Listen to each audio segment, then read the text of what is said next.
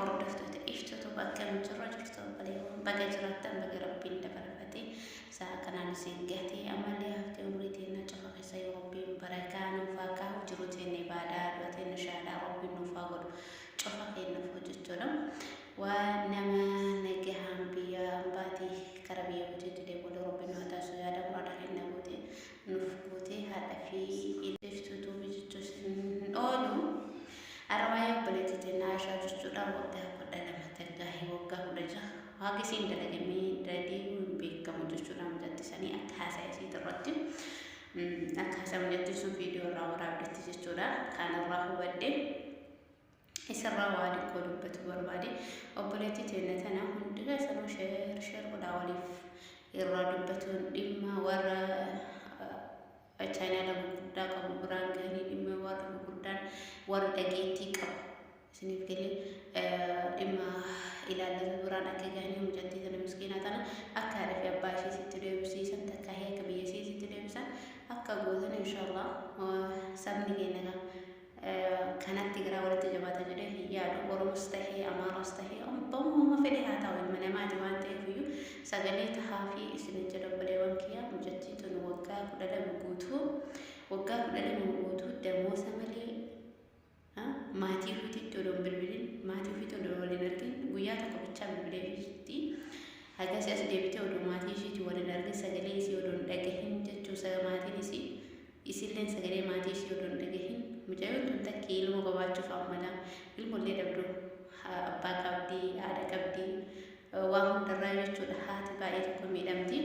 Kanaafuu yoo odoo kanaa waliin argin خلاص سبرتي أكنما بيا دنيا تنرى أكنما بيا كربي برادي بتجي أكسب ما دي في سبرتي ليستة جتودا دموز في ليستة ما دي في ليستة جم جت جربت هذه دلائل جفتي سجله فيديو راورا بنسون رتي وندي في سنو راه وتنجده يادا بايت كسودات مجتين بجمعة فترة جتودا مدام دفتي جاتو تجيب فيديو راورا سنو يوم ربي نسيها في سكانه فيو عند خسروا لما إلى اللتو ورا China نبغى بردا كبو يتصور تاي أكل وبران جهني ورا لما إلى اللتو ورا إجنسي توبيا خسرتاني سرا ورا نمي تقول الحمد لله جت ماما ذكر هندتو بينام تمانهن أكل فورمات وراني في بيجي تتنجح هندي بسني تكاهي كركارني كرماتي شيء بسن بريس اللي ووقع كده لما بوتو يرسين تارات يودن دامي فكر رافو دنيت إما دي بلالة تبران كهو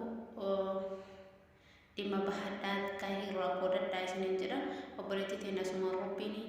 ميدام يسي ربين حلال في إن شاء الله وركنا نقول له جتورا عرب استهي أجب استهي نمني ما بيلو إن شاء الله ويا قيامة برول اللي جتورا وسويا قيامة تنتين الدنيا كانت تربي نراك عليه نواقر السيسو جتورا waggaa kudha lama dhiisaatiin guyyaa lama namni waggaa lama kudha lama dhiisaa ji'a lama biyyarraa dhuftu jechuudha. Ji'a lama waloon dubbisiin maatii ofii osoo hin argin taa'uu jechuun baay'ee ulfaataadha hundi keenyaa ta'e ni argina waan ta'eef gisee buleen 15 gisee awwaala lamatti dhufaniif gisee mana abbaa dhufanii fi buleen 15 takkaatu iyyuu baay'ee namatti guddatte akka nama waggaa 15 fakkaatti waan ta'eef hundi keenyaa ta'e ni arginee jirra gisee duraanii sanatti yaadanii namatti baay'ee dhagahama maal godhan carraa kenna ammallee inshallah rabbiin furmaata isii haa kaa'u akka isiin rabbiin nurraa haa kafalu inshallah hedduutu jira mijattii tana malee mijattii tana akka tasaatitti ol bahe malee hedduun jiraachuu hin danda'an jechuudha ijoolleen akkana akkas gootanii inshallah rabbiin isii haa qaqqabu akka biraa dhaamsa lammata dabarfatu barbaadan asumaani ijoollee biyya Itoophiyaa irraa araba biyya arabaa kana qabuyyuu ala warri deemtan namni irraan deemtan sun nama akkamii eessaa dhufe dallaala akkamii jettanii jala buutanii qorattanii osoo isin jettanii ittiin deemin jechuudha. Maaliif jennaan inni bakki itti nu deemnu kun mana haadha fi abbaa keenya osoo hin ta'in osoo biyya keenya hin ta'in biyya keessattuu namni bara biyya keessatti yoo dalagaa seente jechuudha. Maal akka ta'e addaan baafattee maali isiin suni maali laalteetanii hubattee mana isii dhaqee laaltee akkasitti seenta malee isin jettee akkanumatti hin deemtu. Waan ta'eef dallaan irraa deemtan kun maali jettanii dirqama jala buutanii qorattanii irra gahuu qabdanii jechuudha. Akka kudhanullee yoo maatiin keessan isin soqeessin argatutti ijoolleen hedduu amma dallaala jedhanii fakkeenyaaf ijoolleen baadiyyaarraa dhufan namni baadiyyaarraa ijoollee biyyuma alaa oofanii dhagahaniitumaan jechuudha biyyuma alaa oofanii dhagahaniitumaan zim jedhanii dallaalatti kennan biyya fagoorraa biyya katamarraa fagoo fa'aa jira deemsa guyyaa lama ka'uuf deemsa guyyaa sadii hibaa ka'uuf kunniin kun zim jedhanii ijoollee ofii dallaalatti guuranii kennanii dallaalli sun immoo ofiifuu maktaban geessu biiroon geessu jechuudha ofuma ofiitiif inni illee dallaala biraatichi kennuuf ammala dallaala biraatirra dallaala biraa sun illee dallaala biraatirra isiniif galee ijoolleen bitanaa biiroo fidee biiroon agarsiisu maaliin akka deemtu maalirraan akka deemtu akkasitti fuudhanii eegasii dallaala tokko bilbilli isaa badee takka yoo waraqata biiroo irraa fudhatiin nama sana argatuun baay'ee hin ulfaata jechuudha oo biiroo irraa deemtisan hin beekin hedduu takka ulfaata kanaafiyyuu waan akkasii sanarraa obboleeyyan keenya biyya alaa banamte jettanii zum jettanii ijoollee teessanis obboleeyyan teessanis haafnaf yaalii keessanis haa ta'u zum jettanii akka namaan kennitanii wanti akkanaa kun akka irraan geenye namni maatiin kan kee odoo rakkin illee sirra gahee karaa seeratiin akka sirree si argatuu danda'utti jechuudha yoo karaa seeratiin deemte uummata akkaataa kun dandeettuu nafsi tante yoo rabbiin nafsi tantee si baase jechuudha hatta nafsi tanteetu odoo qabaatu isaati reeffi kan kee hara biyya keetii kadhaa jechuudha yoo karaa seeratirraa biiroo seeratirraa yoo waraqataa qabaatte karaa seeratii yoo deemte hundi keenya hin beeknu waraqatas si kennama waraqataa sanirra lakkoofsa arabaatu jira qarabdittitu jira lakkoofsa lafaa akka manaa waan hundinuu achirraa jiru kanaafuu achirraa lakkoofsa sanii si argatuu danda'an abbootiin keenya illee jedhee lakkoofsa akkanumaa warri zim jedhee odoo lakkoofsa isaanii namni tokko waraqataa sanuuf zim jedheetumaan akkanumatti fuudhee eegassi gaggatu fudhateetuma waan isaa turraan beeku lakkoofsa irra achirra jiru sun qaban akka ta'e hin beeku waraqataa biiroo yoo kennaniif illee hedduun isaanii jiran biiroo yoo kennaniif illee hin gatu hin kaayatanii jechuudha itti yaadan ilmaan teellee hojii deemne maal si qunnamaa jiran isiniif galee kanaafuu waan akkasii sanirraa of qusaddaa dallaalarraan deemu zim jettanii dallaala jettanii durrii ammaan yaanii abbammaan arge birrii birrirraa nyaatuuf dallaala tokko fakkeenya gariin qarshii 30 40 namatti qabate dallaala sattaan 30 naafii jedhaanii inni waan sanii olisitti qabate fuudhee paaspoortii kan kee dallaalatti rakkabee dallaalli birallee akkasuma kaanitti rakkabee akkasitti ijoolleen hedduu gisee hedduu rakkataa jira waan ta'eef waan akkasii sanirraa illee seeraan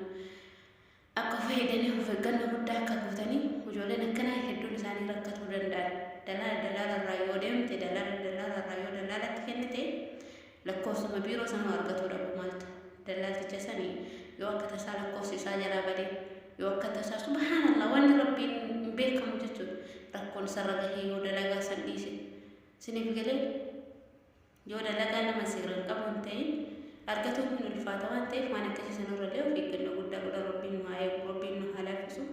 abbootiin keenyallee ijoolleen handaaraa gandaa deemtanillee haala keessanitti hin deemtanii abbootii seenallee warroonni ijoollee biyyaalaa uffattanii haadha fi abbaa ofiitti akka isinitti akka mana keessanii san akka isinitti fakkaatanii rakkoon hedduu namarra gahuu danda'a waa hedduun kun nama waan ta'eef manni hundi mana nagee haatii miti akkuma biyya keenya keessatti namni rabbiin sodaanni jiru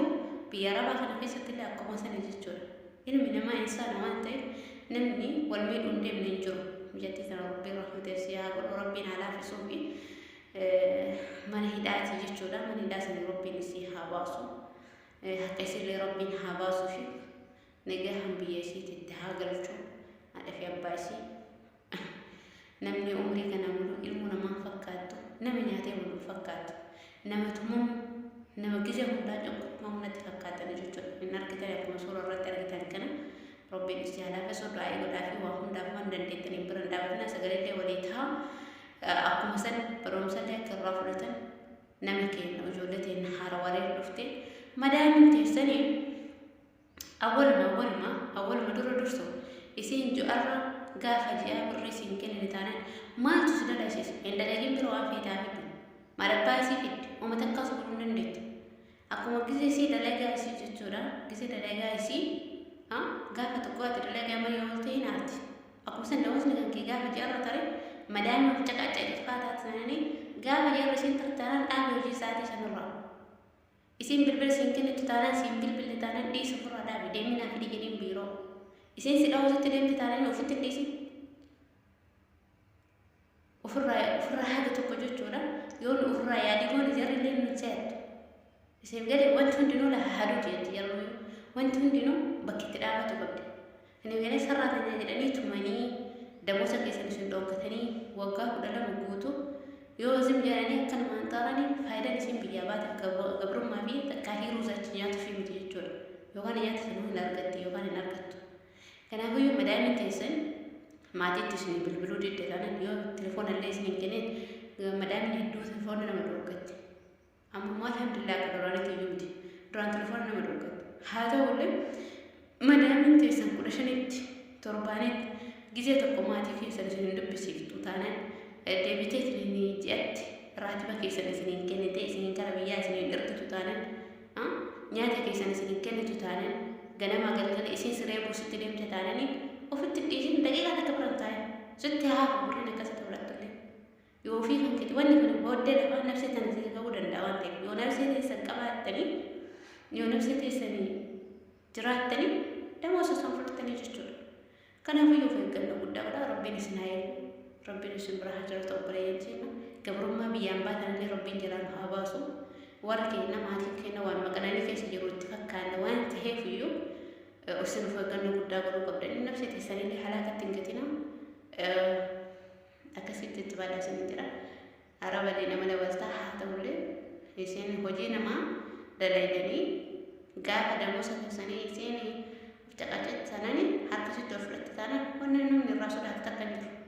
Nu hundinuu nama isiniif galee sodaattanii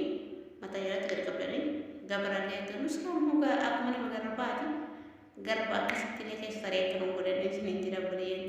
obboleeyyan haarawaa keessattuu warroonni ijoollee dhufaa seenaa jirtan biyyaan baana of eeggannoo guddaa rabbiin isin haa eegu. Assalaamu alaikum warahmatullahi